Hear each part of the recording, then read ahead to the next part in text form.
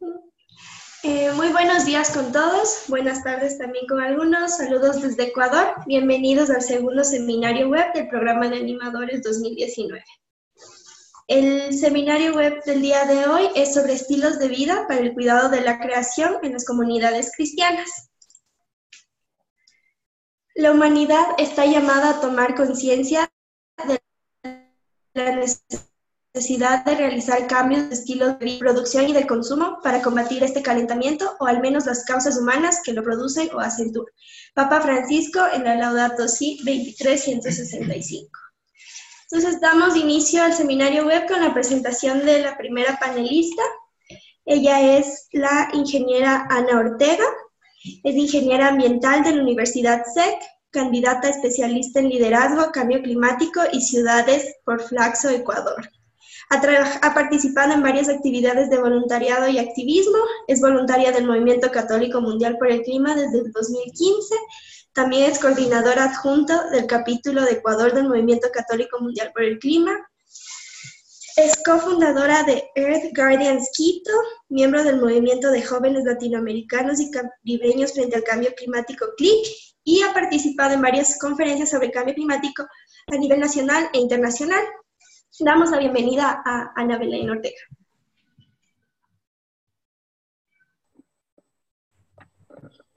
Muchas gracias, Domi, y bienvenidos a todos los futuros animadores. Ahorita voy a compartir la pantalla. A ver. ¿Me confirman si es que se visualiza? Sí. Sí, Anita. Ya. ¿Se ve perfecto? ¿Ya está grande? ¿Sí? Sí, Anita. Ok, listo. Entonces, empecemos.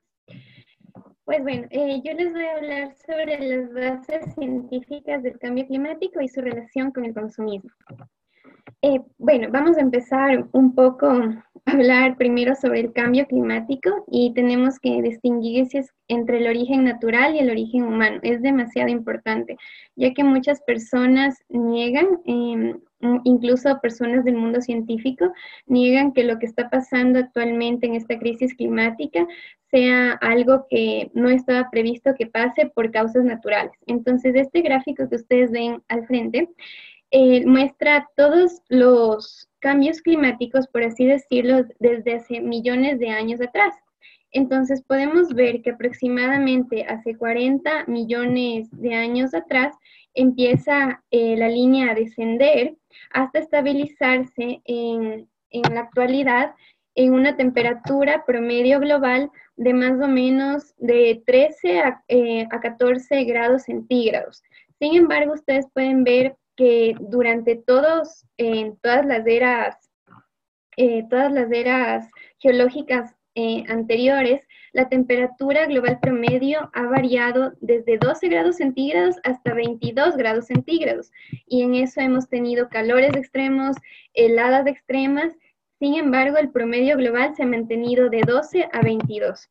Y que suba 1 o solo 0.5 grados centígrados cuando hablamos de la temperatura global promedio es algo demasiado preocupante y este gráfico lo evidencia. Listo. El IPCC pronostica con una certidumbre científica del 90% que entre 2089 y 2099 habrá un aumento de 1.1 grados centígrados en el mejor de los casos a 6.4 grados centígrados en el peor de los casos. Sin embargo, cuando escuchamos 1.1 no suena muy preocupante porque de un día al otro en sus ciudades puede que la temperatura varíe incluso 2 grados más del día anterior. Sin embargo, este es el promedio global y cuando hablamos de promedio global, todo cambia, todo es más preocupante porque este 1.1 no se ha registrado ni siquiera en los últimos 10.000 años. Entonces, que suba esa pequeña cifra es algo que no ha pasado en una gran cantidad de tiempo atrás. Bueno, para hablar del cambio climático tenemos que entender qué es el clima. Y el clima tiene 3 componentes. El primero es la diferencia de energía entre la región ecuatorial y las polares. Ahí podemos ver que tenemos la zona cálida, la zona templada, fría, y la temperatura y la energía no es la misma en cada zona. El siguiente gráfico lo evidencia claramente que en la zona tropical, que es en el centro del planeta, la temperatura aumenta. Sin embargo, a medida que se acerca a los polos, también esta disminuye. Entonces, por las diferencias de regiones, también tenemos una variación en el clima. El segundo factor que interviene en el clima es la velocidad de rotación de la Tierra sobre su propio eje. Pues bueno, para que este factor sea alterado, hace falta que ocurran, por así decirlo, fenómenos muy poco probables, como por ejemplo que venga un meteorito, un movimiento o traslado de placas tectónicas. Entonces, por lo general, este factor del clima nunca se ve alterado y permanece siempre estable. Sin embargo, el tercer factor que interviene en el clima es el balance de energía, conocido como temperatura de equilibrio. Y este factor es el que más se ha vuelto inestable a causa de la actividad humana y en el que los humanos intervenimos directamente. Por ejemplo, aquí tenemos los famosos gases de efecto invernadero, que en sí son necesarios para que la vida se dé en el planeta. Sin embargo, el problema viene cuando se empiezan a acumular e impiden que la radiación terrestre, que es el resultado de la radiación solar que atraviesa la atmósfera y que llega a la corteza terrestre, la radiación terrestre es la que sale, la que llega a la radiación solar a la Tierra y esta la refleja, pero en forma de radiación terrestre. Sin embargo, con un exceso de gases de efecto invernadero acumulados en la atmósfera, esta radiación terrestre adquiere como que un efecto rebote que vuelve a la Tierra y se impide que salga nuevamente afuera de la atmósfera. Entonces es como que la Tierra poco a poco se va calentando a medida de que la cantidad de gases de efecto invernadero va aumentando, porque impide que esta energía salga, que atraviese la atmósfera. Listo. Básicamente es esto lo que les hablaba del efecto rebote. Y bueno, actualmente estamos en una temperatura de equilibrio de 14.5 grados centígrados que permite la vida, que es un paraíso climático. Sin embargo, estos 14.5 están en aumento y al estar en aumento, todo se complica, porque como les digo, 1.1 grados centígrados no se ha visto este aumento en los últimos 10.000 años atrás. Perfecto. Bueno, la causa principal de todos estos gases de efecto invernadero, porque son varios, pero el principal es el dióxido de carbono. El dióxido de carbono. Y aquí podemos ver en el gráfico una relación entre la temperatura global promedio con la concentración atmosférica del CO2. Entonces podemos ver la línea roja y la línea gris que prácticamente van avanzando y se van moviendo juntas. Es porque a medida que está aumentando el dióxido de carbono, el CO2, la temperatura global promedio también va en aumento. Y por ejemplo, se sabe que desde el año 1000 aproximadamente estábamos en unos 280 partes por millón de CO2, pero actualmente estamos ya sobrepasando los 400 ppm.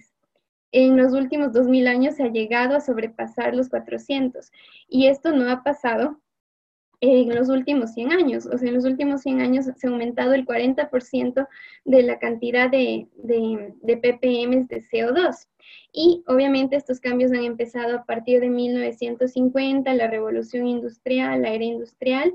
Y alguna pregunta que también nos hacemos es cómo sabe la comunidad científica qué cantidad de CO2 existía hace 1000 años atrás.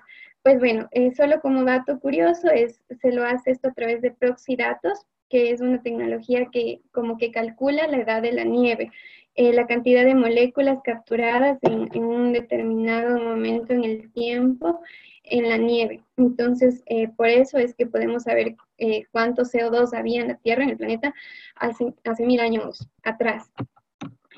Bueno, la pregunta es, ¿nos estamos calentando o enfriando? Este gráfico responde muy bien esta pregunta. porque las barras azules y rojas son las variaciones de temperatura año a año. Entonces ustedes pueden ver que quizás un año estaba la barra muy alta, pero al siguiente año desciende totalmente. Entonces, realmente para muchas personas no saben si es que realmente estamos enfrentándonos a un cambio climático, si es que la Tierra se está calentando, si es que el planeta se está calentando por estas variaciones. Sin embargo, cuando hablamos del cambio climático hay que agrupar todas estas barras y no solo tener la variación de 1 o 2 años, porque cuando se las agrupa, realmente ahí se ve la línea ascendente, que a pesar de que un año sube, el otro baja, luego el otro solo sube un poquito, todo está subiendo. Es como, siempre está subiendo, a pesar de que de un año a otro pueda bajar, siempre está en escala ascendente. Y bueno, igual, aquí pueden ver que igual todo esto con la línea negra corresponde a la cantidad de CO2. Este GIF muestra la variación de temperatura desde el año 1960, me parece, hasta pasado el 2016, y ustedes pueden ver cómo al inicio no habían líneas rojas intensas. Nuevamente se va a repetir el gráfico. Incluso pueden ver ustedes líneas celestes. Sin embargo, van pasando los años y ya la línea celeste, que era una temperatura más o menos fría, se puede decir, promedio, que no era tan caliente, ya desaparece. Ahora solo hay líneas intensas de color rojo. Y ustedes ahí, este gráfico evidencia mucho cómo, de acuerdo a cada continente, las variaciones de temperatura han ido subiendo, bajando, como les digo, pero al final siempre suben. Y bueno, también es muy importante considerar no solo la corteza terrestre, sino también ver qué cambios se están dando en el océano. Entonces, en el primer rectángulo de superior izquierdo podemos ver cómo desde 1980 hasta un poco más 2015 se ha podido, cómo la intensidad de colores torna como que un poco el rojo, y también esto nos demuestra que el océano se está calentando menos que la Tierra, porque en el rectángulo de abajo, de la izquierda, ahí podemos ver la temperatura en la corteza terrestre, en la parte continental netamente, y podemos ver que aquí hay una intensidad de rojo más intenso. Y el rectángulo de la derecha es el promedio entre el calentamiento de la Tierra y del océano. Entonces, tanto el océano como la parte terrestre del planeta se están calentando. Y este gráfico también hace referencia a lo que les decía, que es una gráfica que muestra las subidas y las bajadas en los cambios de temperatura durante décadas, y ustedes pueden ver que hay picos, que no solo es como que una línea recta que va en ascenso, sino que hay picos. Hay años que baja bastante y hay otros años que sube, pero al mismo tiempo ustedes pueden ver que siempre va subiendo. Y esas barras azules y rojas que ustedes pueden ver corresponden al fenómeno del niño y de la niña, que interactúan directamente con el océano. Entonces, justo al momento en que, por decir, la atmósfera está demostrando un descenso en la temperatura global promedio, esa temperatura no es que se ha ido o ha salido de la atmósfera, sino que se está almacenando en el océano y luego vuelve a salir y luego produce el pico que va, el pico para arriba, que va en aumento en la temperatura global promedio. Entonces, justo cuando pasa el fenómeno de la niña, que es cuando entra la energía al océano, ustedes pueden ver que los picos bajan. Pero cuando ven las barras rojas, que es el fenómeno del niño, el pico nuevamente vuelve a salir, a surgir, porque en ese momento es cuando el océano expulsa esa energía que se está acumulando. Entonces, en ningún momento la energía sale del planeta, simplemente que se almacena en otro lugar. ¿Sí? Y bueno, ahora para hablar un poco del cambio climático en relación con el consumismo, primero considero importante saber cuáles son como que los sectores en los cuales son más responsables del cambio climático. Entonces, en este gráfico nosotros podemos ver que el primer sector es la producción y consumo de energía, ¿sí? Llevándose con un 25%. Luego le sigue agricultura, deforestación y cambio de uso del suelo, y luego el sector de las industrias. Esos son los tres principales. Entonces, es muy importante identificar estos sectores porque a veces nosotros queremos actuar, pero nos enfocamos sin querer tal vez en acciones que no están interviniendo directamente con el problema del cambio climático. Entonces, siempre es importante ver quiénes son los responsables directos. Y bueno, también en este mismo contexto, en estos gráficos podemos ver que de todos los gases de efecto invernadero, como les mencioné antes, el CO2, el dióxido de carbono, representa un gran rol en esta crisis climática, y también dentro del dióxido de carbono, no todos, por ejemplo, cada gas de efecto invernadero tiene un distinto emisor. Por ejemplo, el sector económico que produce metano, el que más produce metano no va a ser el mismo que produce la mayor cantidad de CO2. Entonces, como ahorita ya sabemos que el gas que nos importa más disminuir es el CO2, vamos a ver cuáles son los sectores que producen mayor cantidad de CO2 en el planeta. Y a nivel global tenemos que nuevamente es la electricidad, luego seguido por el transporte y luego por la industria. Y bueno, dentro de estos sectores es también bueno enfocarse y preguntarse en qué partes del planeta se está produciendo más contaminación y qué sectores ya a nivel geográfico están contribuyendo más al tema del cambio climático. Y ahí llegamos que son las ciudades, porque tenemos que en las ciudades se consume el 75% de la energía a nivel global, está saliendo de las ciudades, y que al mismo tiempo contribuyen con el 80% de las emisiones de CO2, con el 80%. Entonces aquí también podemos ir viendo dónde se enfoca el consumo, dónde se está centralizando todo ese consumo que está aportando al tema del cambio climático. Entonces, a nivel mundial, si es que las ciudades pudieran reducir y apoyar en algo para disminuir esta crisis climática, el aporte sería grande porque partiría como que del 10 al 20% de los GI podrían ser reducidos gracias a la acción en ciudades, por lo que son responsables de una gran cantidad de estos mismos. Y bueno, aquí les puse algunos datos interesantes que encontré. Que igual en torno a este tema del consumo, aquí tenemos un gráfico que muestra las emisiones que se dan por cada especie de animal que se consume a través de los cárnicos. Entonces podemos ver que el ganado se lleva el trofeo, es el que más consume a nivel global. Este gráfico es global. Luego le sigue los puercos, los cerdos, y luego en tercer lugar está el pollo, incluido también los huevos. Esto es a nivel global. Sin embargo, siempre es importante profundizar, porque, por ejemplo, aquí en el siguiente gráfico podemos ver que a pesar de que a nivel global es eso, cada región se diferencia en su consumo.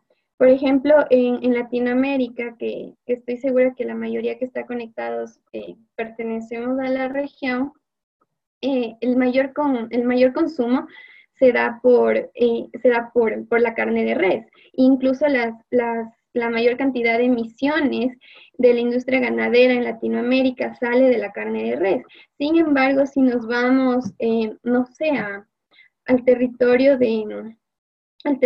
de Oceanía, podemos ver que casi la carne de res está bordeando la mitad de sus emisiones en lo que es ganadería. Sin embargo, en Latinoamérica es casi el 75%, entonces cada región es distinta. Siempre es bueno profundizar. Y algo también interesante es que la producción de alimentos en general produce el 70% de pérdida de biodiversidad, también el 70% de uso de agua, consume recursos de agua dulce en un 70% a nivel global, y como que corresponde del 25 al 35% de gases de efecto invernadero. a nivel global, la producción de alimentos. Y el desperdicio de alimentos, no solo la producción, es responsable del 8% de GI. Y se calcula que aproximadamente 45% de todas las frutas, vegetales, tubérculos son desperdiciados, son tirados a la basura, en especial por restaurantes, supermercados, centros comerciales, hoteles, es donde son como que los principales centros donde se genera este desperdicio. Y es muy importante porque esto es algo del consumo y el consumo, cada decisión que tomamos, cada acción que tomamos y como que también coincide que todos estos centros que les mencioné que son responsables de este desperdicio se localizan ¿dónde? En las ciudades, en las grandes ciudades, no en la zona rural. Y es una decisión que podemos tomar día a día y por eso también tiene mucho que ver con el consumo para enfrentar esta crisis climática. Y una pregunta de hacia dónde vamos en todo este dilema del cambio climático. Podemos ver enfrente los escenarios que pronostica el IPCC hasta 2100, hasta el año 2100. Nosotros en 2014 es la línea negra, estábamos en ese punto. Y todas esas 4 líneas, la roja, la gris, la amarilla y la azul, son los posibles escenarios que podría tomar el planeta para el año 2100. Podemos ver que el mejor de los casos sería tomar el escenario azul y el peor de los casos sería el rojo, que tendríamos un aumento de temperatura para el año 2100 de 3.2 grados centígrados a 5.4 grados centígrados de temperatura global promedio, lo cual sería catastrófico en muchos aspectos para la sociedad, para la humanidad, para la biodiversidad. Nos afectaría a todos porque al final todo está conectado. Y ustedes pueden ver que en 2014 nosotros nos estamos acercando más a la línea roja. Estamos como que más en los caminos, en las variaciones que da la línea roja. Sin embargo, esto puede cambiar porque ustedes como ven todas esas líneas pueden de un momento al otro tomar otro camino, pero se necesitan acciones concretas. Y aquí, bueno, les puse, no se pudo hablar mucho de los efectos del cambio climático como tal por el tiempo, pero uno que siempre me gusta comentar es el blanqueamiento de los corales, que ustedes pueden ver ahí una imagen de un coral tomate arriba de Nemo y al lado un coral blanco. Cuando un coral está blanco siempre es un coral muerto y los corales son como la selva amazónica que está bajo el agua. Entonces, donde hay corales, arrecifes de coral, está la mayor biodiversidad del océano.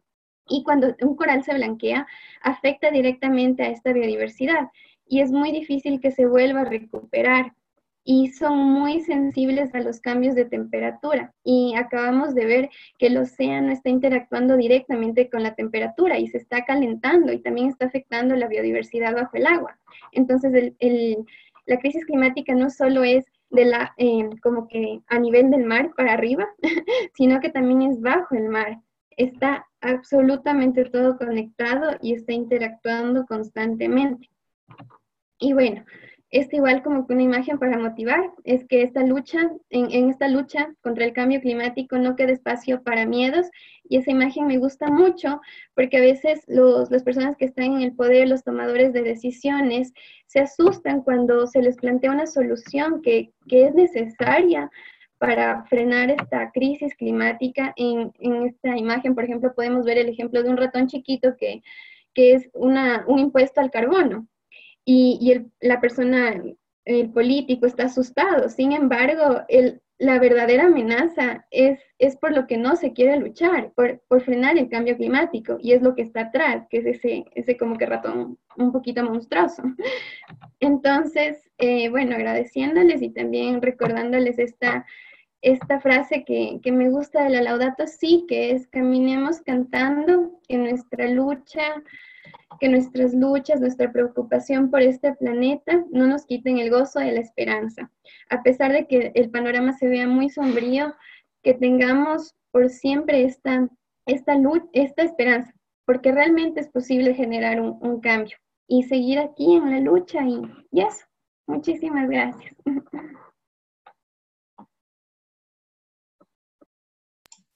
Muchísimas gracias, Anita, por tu presentación. Y ahora vamos a pasar a la segunda parte de este seminario, que es la presentación de Fray Sebastián Montero. Él nos va a hablar sobre los estilos de vida y las actividades que están tomando en algunas comunidades cristianas, en su caso en Argentina, que bueno, él nos va a explicar. Fray Sebastián Montero tiene 36 años, es nacido en Buenos Aires, Argentina, es fraile franciscano conventual de la provincia rioplatense desde hace 12 años. Trabaja actualmente en el Centro de Formación Profesional número 404 de José León Suárez, es docente en el curso de huerta. Ha trabajado en la promoción de huertas comunitarias desde el enfoque agroecológico desde el año 2001. Es técnico químico, ingeniero agrónomo de la Universidad Nacional de La Plata. Ha trabajado para el Instituto Nacional de Tecnología Agropecuaria en el área de fruticultura y para el Servicio Nacional de Sanidad y Calidad Agroalimentaria, en el control y fiscalización de agroquímicos. Vive actualmente con 5 hermanos en su comunidad de La Inmaculada, José León Suárez, en la periferia de Buenos Aires, en la zona de área Reconquista, lindante al Basural de Buenos Aires, donde se ubica el CEAMSE, que es la Coordinación Ecológica Área Metropolitana, Sociedad del Estado. Ha acompañado proyectos de integración comunitaria, educativa y eclesial para el cuidado de la casa común, desde la producción hortícola de alimentos saludables de manera agroecológica. Damos la bienvenida a Fray Sebastián. Buenas tardes para algunos que están en otra parte del mundo, y bueno, es una alegría para mí poder compartir algo de lo que hacemos acá en Argentina y bueno, en la zona de Buenos Aires, ¿verdad? Así que voy a presentarles algunas fotos de lo que hacemos y a la vez, si puedo conectar mi pantalla, aguárdenme un segundo. Ahí va. Les decía, nuestra propuesta es pensar en los cambios concretos que estamos haciendo como comunidad parroquial y también educativa aquí en José León Suárez. Si todo va bien, ¿está funcionando el audio y todo? Perfecto. Muy bien. Bueno, los cambios concretos que estamos realizando en nuestro estilo de vida aquí en José León Suárez tienen que ver un poco por la historia de nuestra zona. Nosotros estamos ubicados aquí en Buenos Aires, en la parte norte, en el cordón metropolitano que acumula la basura de toda la población de Buenos Aires, que es una alta población. Millones y millones de personas traen los residuos a nuestra zona, donde vive muchísima cantidad de gente y donde han llegado los frailes hace muchos años, en el año 1952, a fundar esta parroquia en una zona de quintas inicialmente, que durante el tiempo comenzó a acumular muchísima basura debido al crecimiento de la población de la gran ciudad de Buenos Aires. Nuestra zona es un pequeño pulmón verde en un marco enorme de población, de asentamientos. Estamos rodeados por 22 asentamientos de muy pocos recursos, en un área hiperdegradada por la industria que ha crecido mucho en esta zona, como se ve un polo industrial aquí, y por otro lado, por la creciente población hacia la cota baja del río Reconquista que atraviesa un poco nuestra zona, y es, bueno, volcado también todo el material que proviene de la ciudad por diversos arroyos hipercontaminados que la gente es en donde vive, ¿no? Rodeando estos arroyos contaminados. Acá se ve más en detalle lo que es la vida de nuestra población y en nosotros también como frailes en las puertas de esta zona, ¿no? El basural recibe, como les decía, muchísima basura de todo el Buenos Aires, el área metropolitana, y la gente misma de nuestra zona trabaja en estos lugares recolectando materiales para la venta, incluso también alimentos. Tristemente, esto sucede con nuestra gente aquí en José León Suárez, Buenos Aires. La contaminación, les decía, el río Reconquista es el más contaminado de nuestra zona, de nuestro país, digámoslo así, y bueno, es evidente el daño ambiental que que nos circunda, ¿no? La gente vive a orillas de este basural y evidentemente la realidad es una realidad muy dura y que, bueno, de alguna manera queremos revertir desde nuestra propuesta educativa, ¿no? Los frailes han fundado los colegios por allá por el año 53 y ello fue creciendo en el rubro de la escuela técnica y muy tarde, después ya en el año 1994, ahora vamos a cumplir 25 años desde que se fundó la formación para adultos, desde donde trabajamos con este aporte concreto para revertir el cambio climático que ahora les voy a contar. Y lo hacemos de manera integrada, ¿no? Sabiendo que nuestra comunidad educativa tiene la impronta franciscana y tiene la impronta, de alguna manera, de Laudato Si, que Papa Francisco nos inspira a vivir, ¿verdad? Y es así como, bueno, esto de alguna manera a través de nuestro querido Papa, que siendo cardenal y, bueno, arzobispo también de la Arquidiócesis de Buenos Aires, conoció esta realidad dura que vivimos. Bueno, creo que también ha sido una inspiración para él tomar esta realidad que vamos viviendo para regalarnos esta propuesta de vida, ¿no? El ambiente humano y el ambiente natural se degradan juntos. Eso lo tenemos muy claro aquí en José León Suárez. Y no podemos afrontar adecuadamente la degradación ambiental si no prestamos atención a causas que tienen que ver con la degradación humana y social, y es lo que hacemos desde el ámbito educativo, ¿no? Por eso, bueno, nuestro aporte bien concreto, franciscano, tiene que ver con integrar a muchas generaciones, los más niños, los jóvenes, los adultos, en una propuesta de huerta agroecológica. Mediante esta huerta, ahora les voy a mostrar un poquito en detalle qué es lo que hacemos y cómo lo hacemos, porque evidentemente necesitamos ciertamente un marco teórico que nos ayude a poder poner en práctica estos cambios concretos, ¿no?, en nuestro estilo de vida. Y lo vivo también con mi fraternidad de frailes que me acompañan mucho en esta labor. Por eso decía, bueno, ¿cuál es el marco teórico que asumimos nosotros? Es verdad que en otro tiempo la historia siempre nos llevó al enfoque circular, donde quizás nos encontramos un poco encerrados en nosotros mismos, y esta típica mirada del eterno retorno, ¿no?, de que todo va a cambiar de manera cerrada. Bueno, nosotros siempre tratamos de apostar a un enfoque más amplio.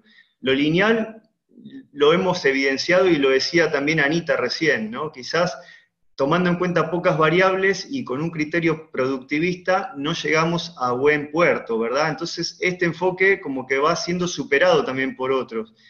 El enfoque en espiral, en bucle, como se llama también, que es producto de la Revolución Verde, no sé si recuerdan, quizás nos proponía una gran revolución desde los cultivos más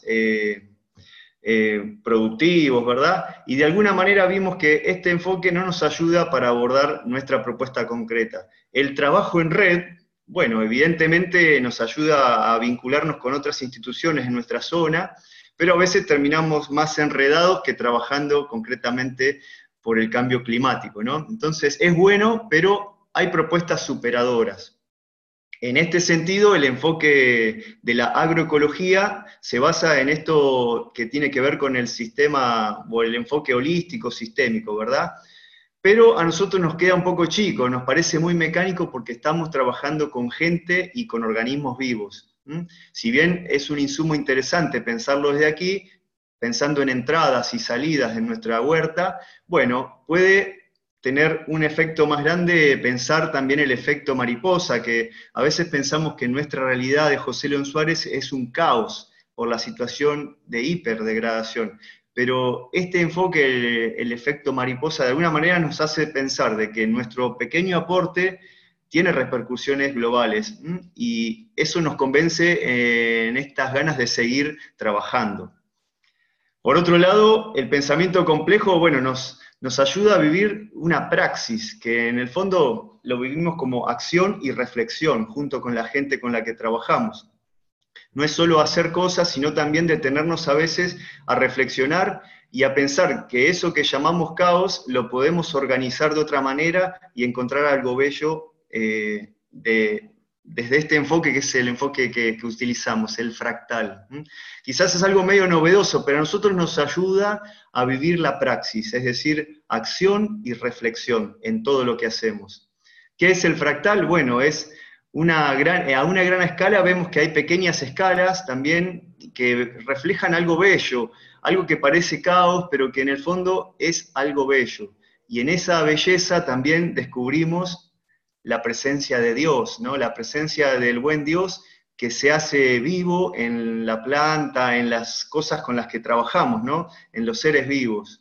Está presente con sus vestigios el Señor, y en nuestro clima también, ¿no? Que nuestro clima es medio templadito frío, pero así todo encontramos diversidad y encontramos una riqueza aún en medio de la basura. Encontramos que nuestro granito de arena, cultivando especies nativas, nos ayuda a encontrar esta vida franciscana en medio de la gente.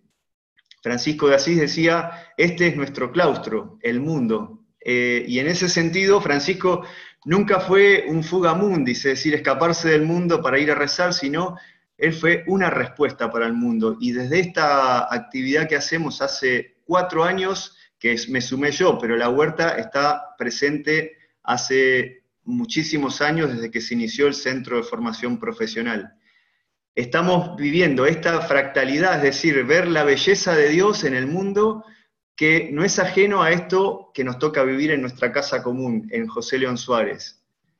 En esa propuesta de vida, en este caos que se visualiza por la aglomeración de gente, por la dificultad del saneamiento de las casas y la acumulación de basura, también aquí encontramos vestigios de Dios que nos ayudan, bueno, a emprender estos cambios concretos en nuestro estilo de vida, y siempre en sintonía con el cuidado de la casa común.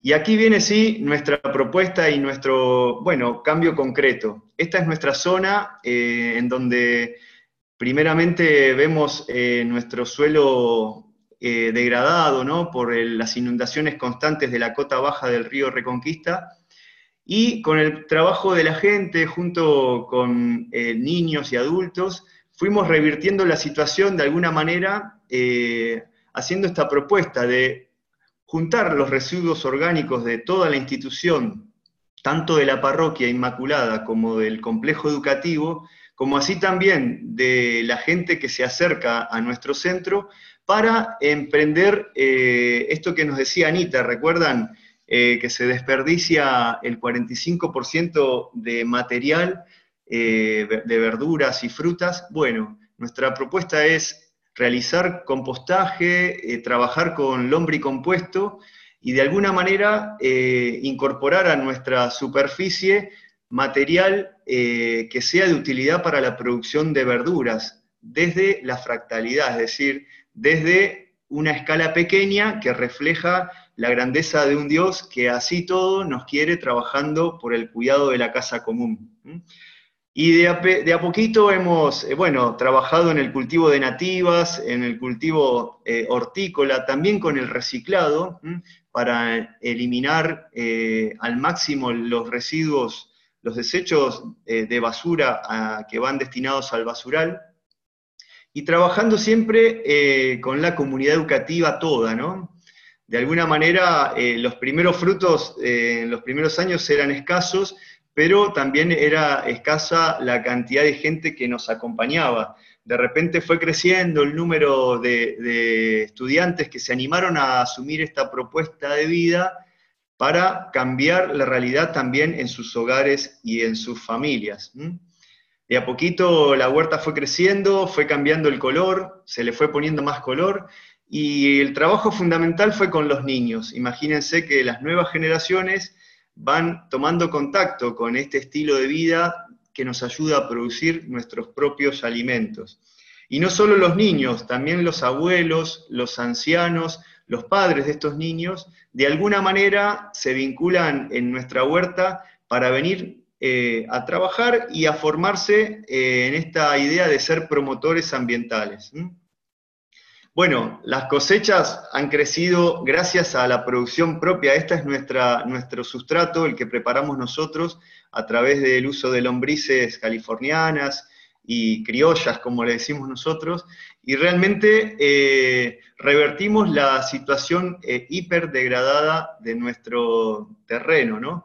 Lo hacemos en altura para evitar las fuertes inundaciones que a veces nos acompañan en nuestra zona, y utilizando materiales reciclados de donde podamos conseguir, ¿no? La cosecha de nuestra verdura es destinada justamente para el autoconsumo de esta gente, con la seguridad de que es verdura, bueno, bien fresca, y por otro lado, verdura sana, porque sabemos con qué sustrato contamos para producir verduras. Fuimos creciendo a lo largo de los años, tenemos un pequeño vivero en el que producimos nuestros propios plantines de manera agroecológica, sin el uso de agroquímicos, para nada, solo nos manejamos con purines de especies aromáticas y algunas especies nativas que nos ayudan a controlar las plagas que nos acechan también. Pero tratamos de procurar la biodiversidad hortícola, y eso es un criterio que realmente nos ayuda a ir en contra de las tendencias de monocultivos que en nuestro país son abundantes. Bueno, como ven, cajones de siembra, diversidad de cultivos y una riqueza colorida también que es atractiva para toda la población y la comunidad educativa. Anualmente realizamos exposiciones donde la gente del barrio puede acercarse a conocer lo que hacemos y de alguna manera ser también promotores en la medida de que ven la riqueza que alcanza este tipo de propuestas, ¿verdad? Trabajamos con florales, trabajamos con nativas, con hortícolas y con material siempre agroecológico. Cosechamos también nuestras propias verduras y también nuestras propias semillas, de manera de crecer también en la soberanía. De alguna manera, bueno, la diversidad de frutos es notable, es impresionante lo que... Esto fue la cosecha de la semana pasada, de la temporada de verano. Y fíjense que también a veces nos excedemos en producción y lo que hacemos es compartirlo con la gente más pobre de nuestra zona, que es la gente que atiende Cáritas, aquí en Parroquia Inmaculada, para también ofrecerles alimentos saludables, no solo arroz, como siempre se hacen, fideos, sino también que coman verdura sana para cuidar su salud.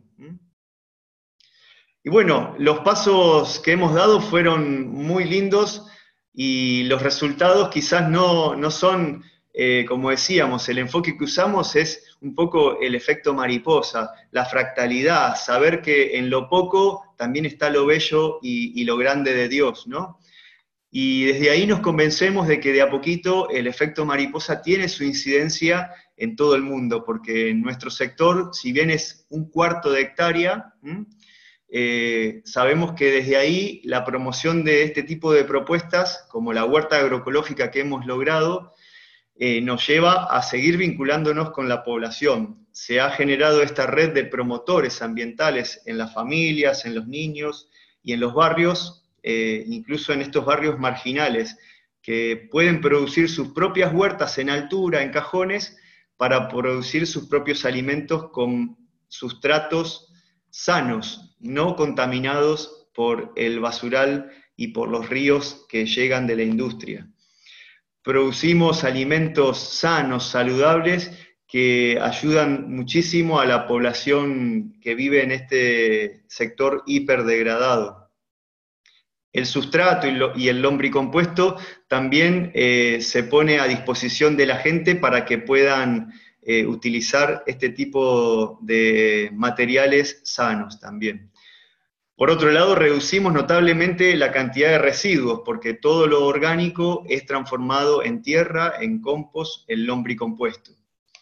Cultivamos nativas, especies nativas que utilizamos para el arbolado de nuestras avenidas principales y también de los sectores mínimos que hay en los asentamientos para poder llenar de espacios verdes nuestra zona. Producimos nuestras propias semillas y tenemos un banco de semillas de nativas y de hortícolas de distintas variedades para el intercambio con los demás sectores que nos ayudan, ¿no? Y lo más lindo también es recuperar los saberes culturales de la gente que asiste a nuestros cursos. De alguna manera, ellos han venido del interior del país, incluso del exterior, de países limítrofes, y tienen un montón de saberes en el área de la horticultura que nos ayudan a ponerlos en común. Revitalizamos la cultura del trabajo en un país en donde está fuertemente acechada, y la capacidad emprendedora. Mucha gente a raíz de esto puede emprender un establecimiento hortícola pequeño y también puede emprender un negocio, porque de alguna manera puede compartir y salir adelante económicamente con la pequeña venta de sustratos y de plantines hortícolas agroecológicos. Promovemos la conciencia del reciclaje y del trabajo de las necesidades, principalmente. Como franciscanos y como comunidad franciscana, tratamos de evitar el consumismo y procurar siempre la austeridad en el uso de las cosas, las macetas, y también en el consumo de otros elementos que se compran en otros lugares, ¿no? Y lo lindo de vincularnos también con la parroquia, buscamos esta conversión ecológica, ¿no? Que nuestra parroquia se transforme en una ecoparroquia. ¿Qué quiere decir? Que también la decoración que usemos en parroquia sea con plantas verdes, vivas, que también nos regalen la vida de una planta que no está cortada en sus flores para decorar solamente, sino que vive en medio de la gente y de las celebraciones. Es una propuesta mínima que ayuda a tomar conciencia de este cambio que podemos hacer para detener el cambio climático. En síntesis, nuestra huerta es un modelo para las pequeñas y nuevas generaciones de nuestra zona. Es muy visitada y es una huerta modelo en toda la zona de Buenos Aires. Y tenemos esa conciencia de que estos pequeños cambios repercuten en la casa común. No tenemos duda de eso. Y así está, este es el último grupo que trabajó hasta diciembre del año pasado, un grupo numeroso de promotores ambientales que vive, Laudato Si, en esta propuesta de huertas agroecológicas. Quería en un minuto compartirles el video institucional que dura solamente un minuto, así que los invito a verlo con atención para que vean en vivo y en directo nuestro trabajo.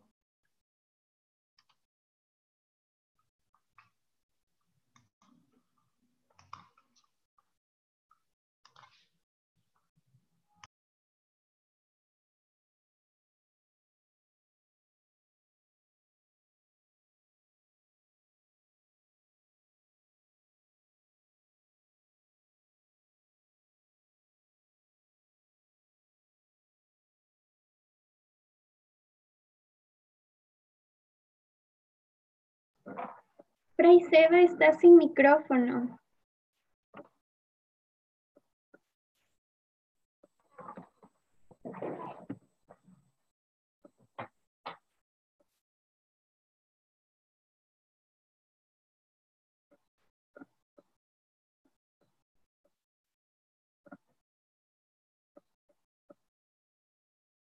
Fray Seba tiene bloqueado el micrófono.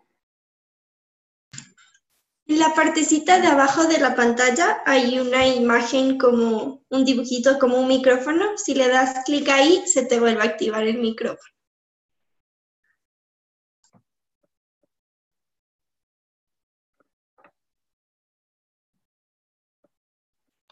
Ahí está. Bueno, ahora sí. Bueno, es mucho lío, así que después les mando el link para que lo puedan ver y disfrutar, porque es muy linda nuestra propuesta y es un gusto para nosotros hacer un cambio concreto en nuestro estilo de vida, procurar siempre la agroecología, desde el enfoque fractal, encontrar a Dios en todo lo que hacemos. Así que empecemos, hermanos, porque hasta el momento poco o nada hemos hecho. Esto nos lo dice Francisco de Asís. Muchas gracias. Muchas gracias, Fray Sebas. Y bueno, entonces tú nos envías el link del video para nosotros poder compartírselo a todos y que todos puedan ver el video. Entonces la siguiente parte de esta presentación es, tenemos algunas preguntas de los asistentes que van dirigidas algunas para Anita y otras para Fray Sebas. Entonces voy a leer la pregunta y dependiendo para quién vaya dirigida, les...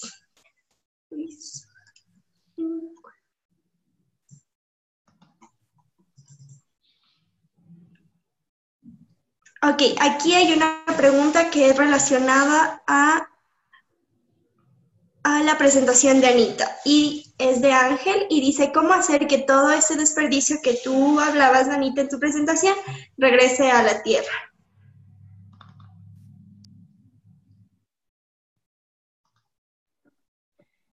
Ya, pues bueno, me imagino que tal vez Ángel se refiere al desperdicio de alimentos. Pues yo creo que eso es netamente implementando las prácticas que Fray Seba nos decía, elaborando compost. Muchas personas piensan que el compost, es decir, con los residuos de los alimentos, las cascaritas, la parte de las frutas que no se come o tal vez se nos pudrió algo, es muy útil porque es materia orgánica que al momento, cualquier planta que esté sembrada o plantada en un espacio de tierra, capta demasiados nutrientes de esa materia orgánica que al momento de degradarse le aporta a la planta ya se...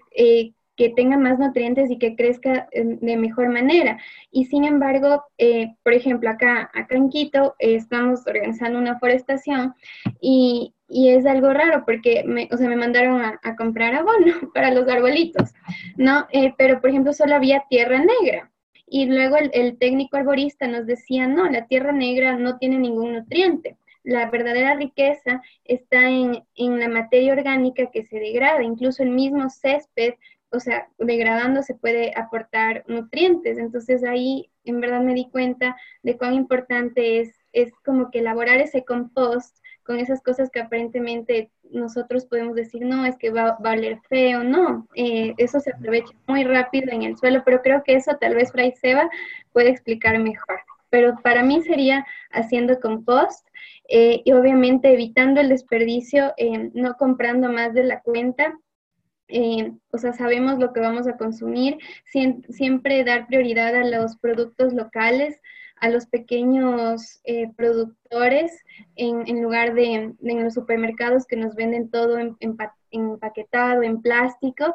Si es que hay ferias agroecológicas en sus ciudades, averiguar dónde son, ir a comprar productos orgánicos que no nos venden en fundas, llevar fundas de tela para que nos den ahí mismo en las canastitas de nuestros productos. Y la verdad es que son más saludables y también estamos apoyando el comercio local y justo.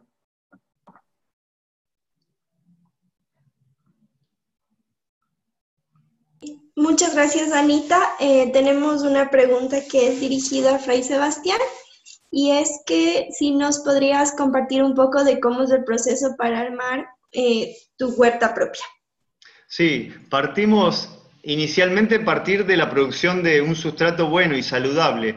Eso lo hacemos, como nos decía Anita, recolectando la materia verde que podemos tener en nuestra casa o en una institución grande como un colegio o una parroquia, siempre buscando que sea materia verde de resto de las verduras y también incluyendo en dos partes, o sea, una parte de materia verde y dos partes de materia seca. Esto puede ser cartón, papeles que no tengan tinta, ¿verdad? Todos los restos de hojas que podemos encontrar bueno, acá en Argentina el otoño es muy marcado y las hojas caen de los árboles, entonces las recolectamos de manera de que esa biomasa no acumule basura por la ciudad, sino que vuelva a la tierra por el proceso de descomposición. Entonces, una parte de materia verde, es decir, restos de verduras y frutas. Se puede ser exquisito, evitar algunos cítricos porque acidifican bastante el suelo, pero pueden ir también en cantidades medidas. Y dos partes de parte seca, es decir, cartones, hojas y papeles que no tengan mucha tinta. Eso nos produce la tierra a los 4 o 5 meses, dependiendo de la temperatura. Nuestra zona es más templada, así que tarda un poquito más. Las lombrices comienzan a trabajar en la medida que les demos de comer y luego se cosecha ese material después de 4 o 5 meses, se tamiza en un colador y se aprovecha para iniciar nuestra huerta, consultando siempre el uso de semillas que no estén tratadas con agroquímicos, con fungicidas o insecticidas, ¿no? Y luego hay que animarse. No nos puede pasar de que, bueno, no tengamos éxito el primer tiempo, pero a lo largo del tiempo vamos a ir aprendiendo a cultivar. Y hay mucha bibliografía disponible. Aquí en Argentina utilizamos los manuales de Pro Huerta del INTA, que es el Instituto Nacional de Tecnología Agropecuaria, pero en sus países seguramente tengan un aporte oficial de cómo realizar una huerta en tu zona. Muchas gracias a todos, y Fray Sebas y Anita, muchas gracias por el tiempo para darnos este webinar. Muchas gracias de parte del Movimiento Católico Mundial por el Clima a todos quienes han participado, y bueno, esto sería todo por el seminario del día de hoy. A los animadores les esperamos la siguiente semana en el siguiente webinar, el miércoles a la misma hora, y saludos para todos.